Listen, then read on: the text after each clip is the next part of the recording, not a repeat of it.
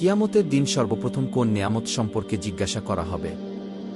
উত্তর: কিয়ামতের দিন বান্দাকে দেওয়া নিয়ামতগুলোর মধ্যে সর্বপ্রথম বিশুদ্ধ ও ঠান্ডা পানীয়, পান করার পানি সম্পর্কে জিজ্ঞাসা করা হবে। সুনান আত-তিরমিজি, হাদিস 3335। দাম্পত্য জীবনের সবচেয়ে গুরুত্বপূর্ণ ইবাদত কোনটি? উত্তর: ইসলামে স্বামী স্ত্রীর সদ্ভাব বা সুসম্পর্ক বজায় রাখা সবচেয়ে গুরুত্বপূর্ণ ইবাদতগুলির একটি।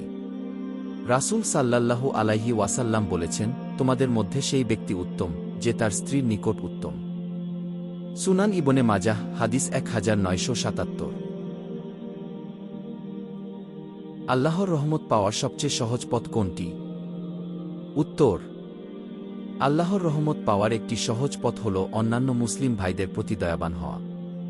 রাসূল সাল্লাল্লাহু আলাইহি ওয়াসাল্লাম বলেছেন, যে ব্যক্তি মানুষের প্রতি দয়া করে না, আল্লাহও তার প্রতি দয়া করেন না। সহিহ বুখারী, হাদিস 6013।